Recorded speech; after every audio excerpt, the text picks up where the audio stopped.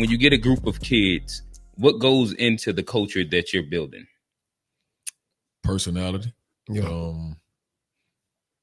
humbleness. I believe in that big, right? I say a sense of competitiveness, an intense mindset to never want to be inferior. You know, I always want to be on top. You know what I mean? Like when you get an individual that hates to be inferior, and people may say it may be a sore loser or whatever like that. Like, nah, that kid is just competitive. I used to hate when parents were like, oh, nah, they just baby, they cry. Nah, it's a difference between a kid that's crying versus a kid that's passionate about it, that has a love for it that you embrace and that you love. Because, I mean, it also comes from just the way we played the game. I'm pretty sure, like, the way you coach it, the way you teach it, the way you embrace the kids is a lot of what you did yourself as a player. So the same thing with me is like, it's a mentality of you're not going to get the best of me. It's a competitive mindset. It's a more so that I'm out here. I don't care what your name is, where you come from. I'm here. Yeah. I'm going to be here. Yeah.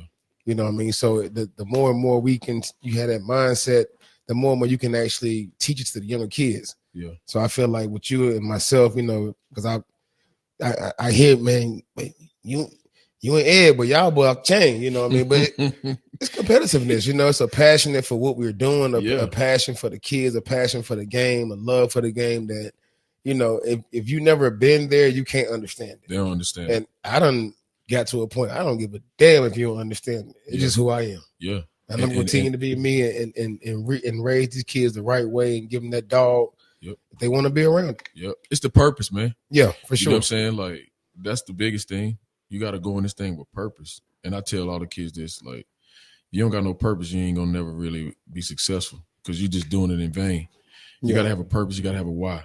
And I only can speak on that just because I was given my purpose and shown my why from, the man upstairs. So, after that, man, this thing became easy. You know what I'm saying? when you had that trust in the Lord, bro, and you had that, and you trusting where He's leading and guiding you, and not fighting it. A lot of times we fight that path. We fight because it's not the most luxurious path. Yep, there you go. And you got to understand this too, right? Like you just said, you're gonna have a path take you right, left, up, down, but you might as well find the path that the person know where we're going. Yeah. You know that part. Yeah. So that's what I tell the kids, man. Don't come in here if you don't know why you're here. That part. If you don't know why you're here, my message and my work ain't gonna be for you. And I know that, what to give you and when to give it to you and how to give it to you and when to pull back. Yeah. That's important too. So that's very important. So I guess we kind of stay here in building toughness, building some of that character within the kids. Is there certain things that within your process that you do to make sure that you're weeding out, whether this is like parents or kids that don't fit within what you're trying to build within your team structure? Yeah. So it started with the house. I have conversations with parents, right? And I already know if I can deal with their kid or not. And the biggest thing that'll get you excluded from me is when I first talk to you initially, how you respond to what I'm saying to you. So like, I might ask you a simple question about, how's your kid day-to-day basis? You might tell me something off the wall, but if you tell me something that's not resonating with my vision on how I operate as a man, because everything I go into, I operated as a dad. Yeah. That makes me a better coach. That makes me a better, person that understands more. Because now I'm able to put myself in your shoes on what you're thinking. So some parents you talk to, and they just not realistic about the process, right? So I know if you're not valuing the process, I can't help you because I'm a process guy. Yeah. We're going to go from step 1 to step 2 to step 3. You know what I'm saying? Run that marathon. When you get to 4, you got to go through the whole 3 steps first. Yes, sir. It ain't no skipping. And I think in today's generation, man, it's a lot of skipping because a lot of people, give you false sense of what's at the end, but they don't want to go through the first 800 stages. So that alone, man, will push me away from you. I don't really care about nothing else. You know what I'm saying? But now if I get a parent and I talk to, and they with the process and they be like, you know what? I trust you. After over a certain time, I'm gonna allow you to be you. and whatever come with you being you. That's the best words you can hear. I'm going to trust you. That's it. With my kid, if you get a parent to trust you with their child, then that definitely leads to an opportunity for your child to grow in a way that you never may have foreseen it yourself. Mm-hmm. A lot of times the parents want too much basically for themselves versus for their kid. Like I always talk about this thing, we went through stages before, like, a kid loves the game. I mean, likes the game, loves the game, commits to the game. But then that next, that pivotal stage is investing into the game.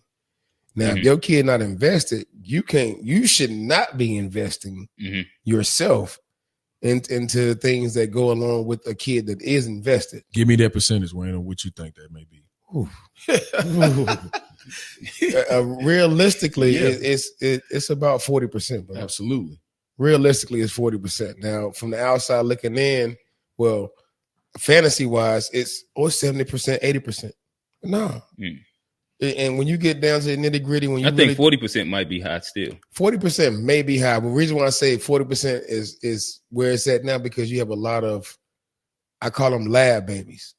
Okay. Like these kids are no longer being built from the streets or being built from the outside courts. They're being built to be trained from 4 or 5 years old in the lab, which is nothing wrong with that. But at the same time, you're not gaining a whole unknown factor for the love of the game. Yeah. And that love of the game comes from walking to the court, being outside, taking some scrapes, but hitting that concrete and getting that elbow burn.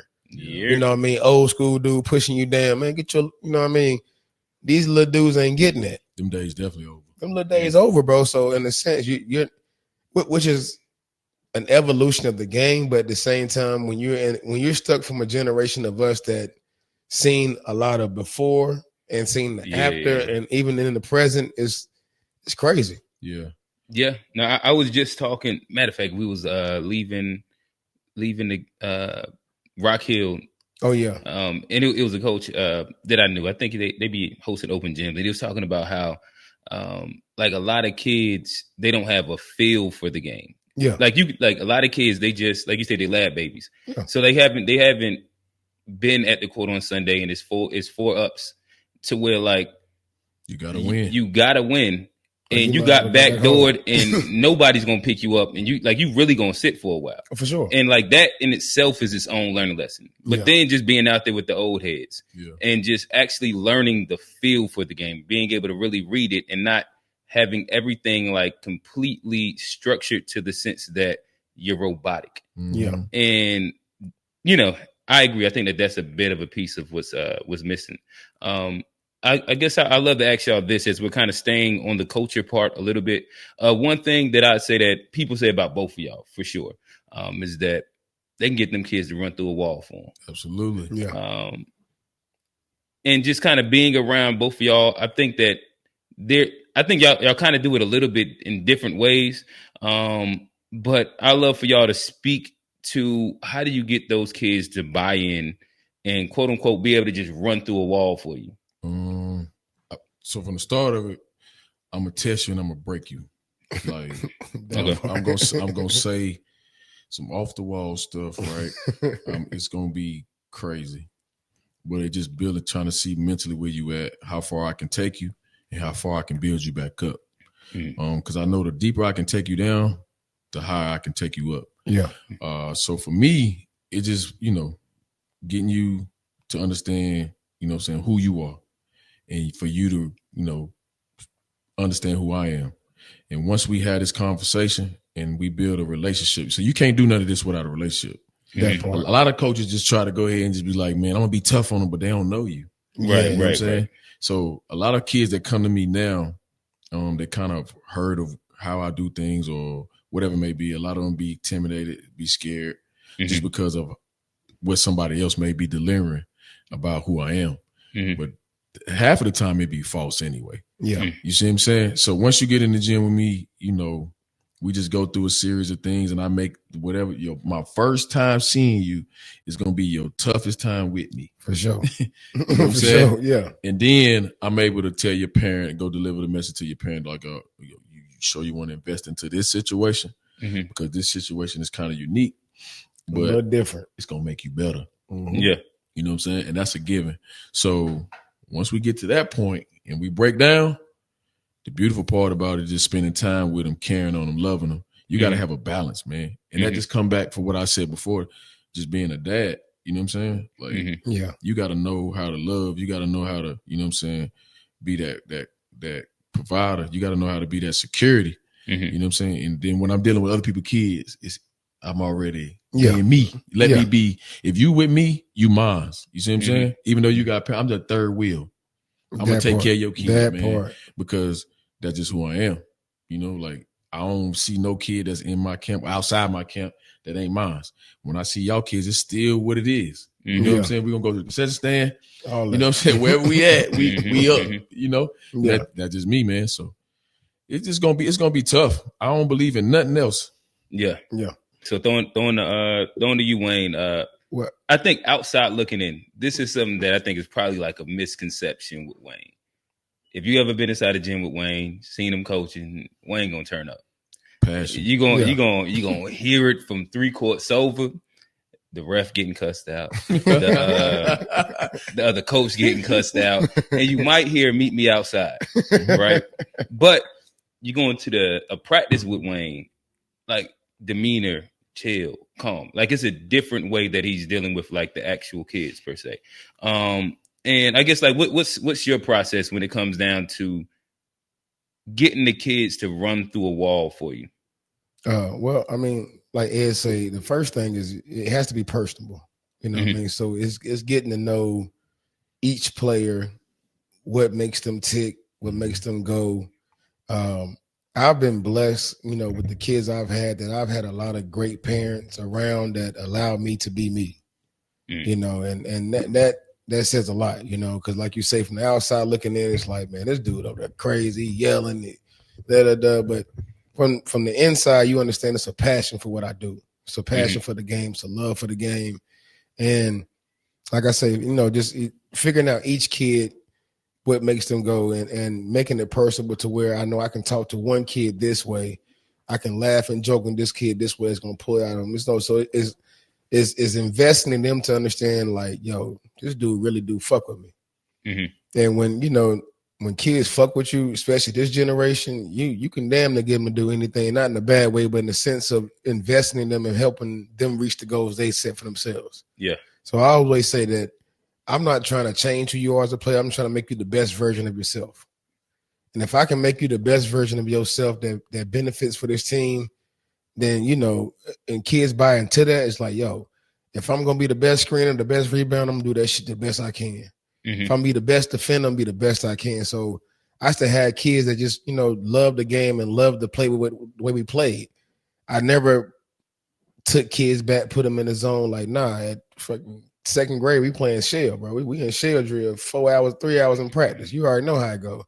Like, Edna came in, seen the cones. That I got 5 kids, but I got 5 cones. We gonna figure that shit out. You know what I mean? Like, the work never does stop. And then, like I say, having great parents to understand that I understand what it takes, the work wise. You know what I mean? Going back a few episodes, I say, like, I've seen this game from every aspect. You know what I mean? The dope ass elementary kid, the dope middle school kid, the kid that kind of fucked up in high school, got it back right. The kid went to college, went to JUCO, red shirted, starred, did this, did that. Like, I've seen every aspect of it, so I understand what it means to sit the bench a whole game. You know, knowing you should be out there, knowing you've been killing in practice. I understand what it's like to be the star. I understand what it's like to have a certain role. I understand what it's like to be this. So understanding that and then looking into each player to see where they stand within that realm and helping them maximize that is like, when you get to that point and they feel it themselves, when the kids are calling you and texting you and say, yo, coach, we ain't got the group text. Yeah. What time practice? You got them. Got him, coach. We got him, coach. You know what I mean? When you get that, or even so, when they 3rd or 4th grade and the parents text and say, hey, little Johnny said, yo, he's ready to get back in the gym with Coach Wayne. You got him. He's ready to get back in the gym with Coach Ed. Like that means a lot. That means you put an imprint on them kids, and once you get to that point, you understand you got to be the best for them and invest in them the way they've invested in you. That's right. Yeah. Another thing I do right now, I've been doing it for a while, is once I meet the parents, I kind of eliminate them. And then I create some stuff with the kids. So like we have a group chat with the kids. Yes, sir. Once the kids trust you, the parents gonna ride. Yeah. Oh, that part. Right? So it becomes easy. So I talk through my kids. It's another way for me to kind of like help them be young men too. You got to learn responsibility. So I know you don't drive, but you know this time to this practice. So you got to be telling mom. You got to be telling mom. Yeah. And it's it take burdens off of the parents too. Sure. And it helps them. So Ed, let them know what time some of your practices be. 6 a.m., 5 a.m. It's like that. Hey, I got a third grade team, my coach right now, man. We in the gym every Saturday and Sunday. We don't travel at 6 o'clock. I practice them first at 6 o'clock. Little kids, 7 to 8 years old, man. And them kids grinding, they getting better. First tournament we went out in Rocky Mountain, they thought it was kind of like, playing at home. So a little different. Right. Seeing little Big Johnny out there, like where he come from, where his birth certificate, how old he is. Playing them kids from Baltimore, Thrill, and Durant. They got some killers. You already know. So it was like, I want to show you this. Yeah. So now when we get home, we working. So we in the gym, talking about, man, Monday, Tuesday, Wednesday, Thursday, practice on the weekend, Saturday and Sunday at 6 o'clock. Nah, but that's the best thing you can ever do though at a young age is really just do one. You don't got to do many, just do one big time tournament. Shit. You do your little local Carolina courts, Rise and wake you up. Phenom Hoops and Big Shot, shout outs to them. But when you take your butt on that road, especially DMV, a little different up there.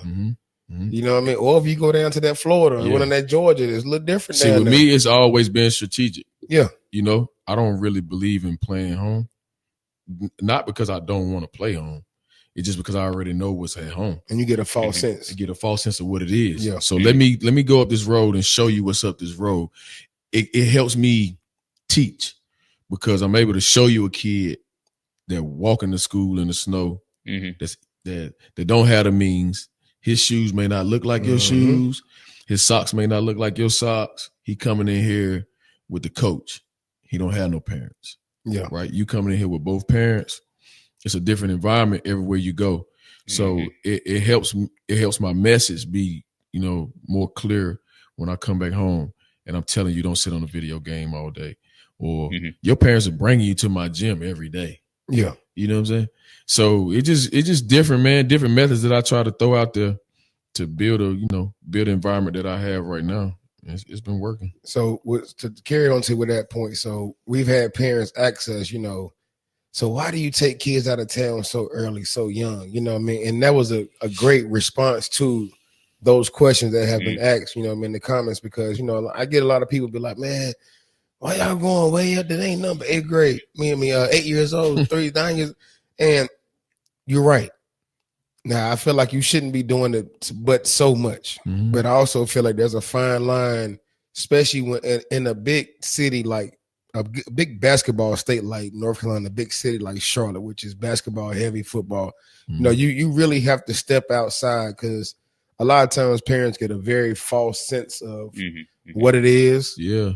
Especially with so much of the social media that allow, people ranking kids before they come out the womb. Yeah. It's like, they 9 months years old and she ain't even had birth yet, but he number one kid in the nation because he was born in, by the Hudson, He was born September 2nd. He was born September 2nd. Birthday. He got a perfect birthday, you know what I mean?